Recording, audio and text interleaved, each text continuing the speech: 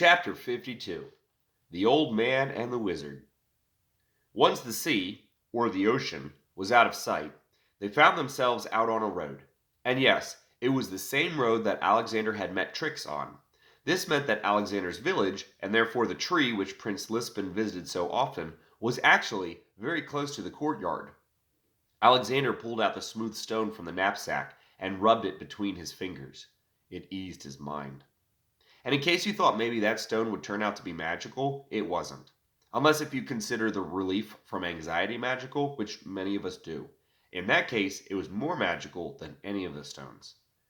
But no, Alexander had tried that stone very early on and found it wasn't anything special.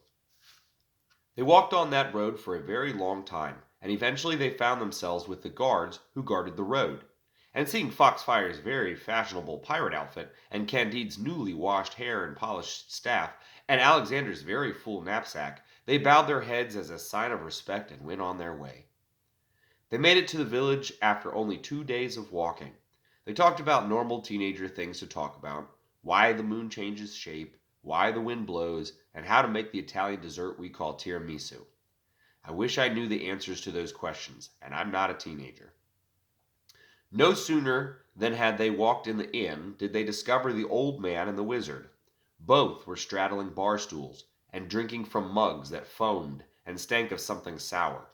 They laughed too often, and the innkeeper kept giving them concerned looks, so Alexander decided they had probably been drinking. He had lived with pimples, after all. And even though the old man had said he was Masharabika, the wizard knew him as Gorges. Since Masharabika is really hard to say, even for an Italian, especially for an Italian, the old man had chosen to be called the name of a famous Italian blacksmith. So it turned out that the blacksmith wasn't dead, and neither was the wizard, and neither was the king. But Pimples definitely was dead, and the kids killed Brandon. "Ha ha ha!" laughed Steve, who was the wizard, if you remember. "I remember that stupid poem we used to say about Pacifisto. Oh, how did it go again?" And then he sang it out loud. "Something, something, something, something thing. Something, something, son of the king. Something, something, something, friend. Something never forget till the end." "What wouldn't he forget?" Foxfire said as they casually pulled stools up to the table beside them. "Oh," Steve said, turning to her, "I forgot. But it was something, all right." "No children at the bar," the innkeeper said, and it was a good rule, so the gang had to leave. Not because they were a gang, which is not a thing most bars allow, but because they were children, who are not allowed. Eventually, the wizard and the blacksmith came out of the inn and met with the actual heroes of the story. "What do you want?" said one of them, and I can't remember which, and neither can they. "Are you going to help us kill the king?" Alexander asked, and Foxfire nodded. "Ah, we can do one better," said the wizard. "We're going to talk to Pacifisto," said the old man. He winked at them.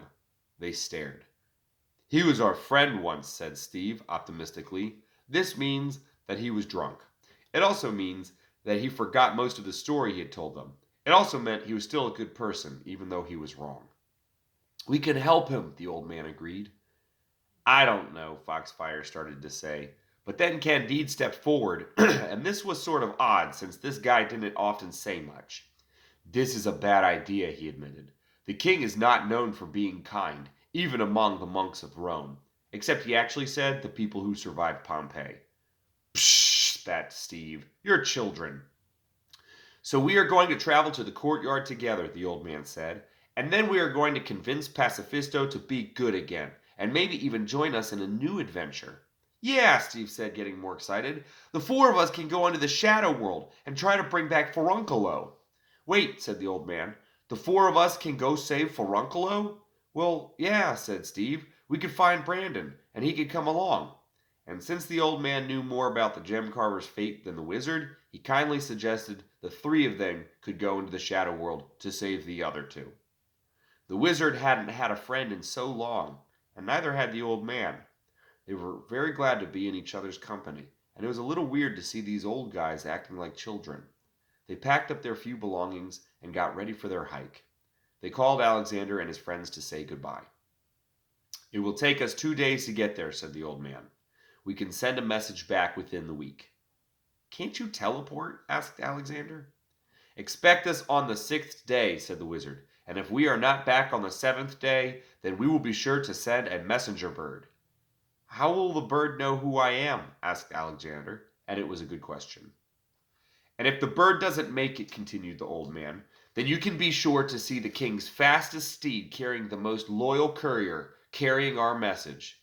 Foxfire gave Alexander a look. "So farewell, little ones," the old man waved as he and the wizard walked away from the statue of Prince Lispin and out of the town's gates. They kept waving until they were nearly out of sight. And thinking they were out of sight, they made a very rude Italian sign towards the village. This completed their childishness. Even though he, who was Alexander, and Foxfire, and Candide, and Trix, and the piglet, waited for 9 days, there never was a sign from the wizard and the old man. The reason for this was because the king had killed them. And now we move on.